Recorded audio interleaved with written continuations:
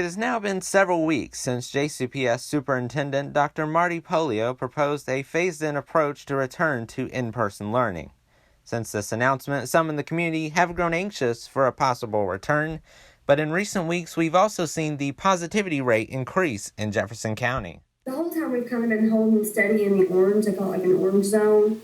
Olivia Stivers is a nurse practitioner at PRP's own health clinic, and she says the numbers are rising, but that does not surprise her. As far as the positivity rate goes, what we've learned with the rapid test is there's a 70-30. So what that means is 70% of the time, your positivity rate is going to be accurate. 30% of the time, you're actually getting a false positive. As the positivity rates climb, we may soon see a change in color on a rubric provided by Kentucky Public Health. This rubric is meant to guide school districts when it comes to making decisions on when to reopen and close schools. Right now, Jefferson County is in the orange zone, closer to the red zone, which is too high for JCPS board member Linda Duncan to feel comfortable sending students back to the classroom.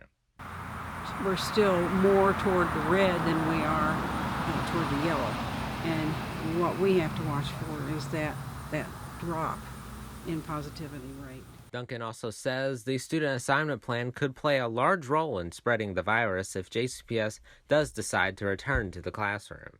West Louisville is instrumental in our diversity plan and our student assignment plan, and so students are sent to schools all over the county from West Louisville, and with their positivity rate being at 10 to 12%, instead of down around something that we would look for, which would be around 4%.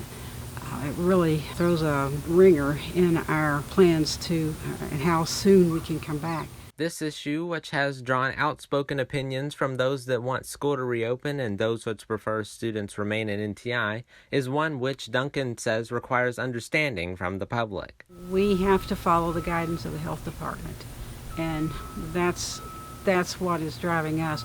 And Jefferson County is not the same as the other counties out in the state. So when you hear state average of a positivity rate of 5%, keep remembering we are not the state average. We have our own average. There has not been a set date made for the school board's vote on whether or not to return to the classroom yet, and it is also worth noting that if you are in need of being tested for the coronavirus, you can get a rapid test at PRP's health clinic. I'm Edward Smith reporting for WPRP.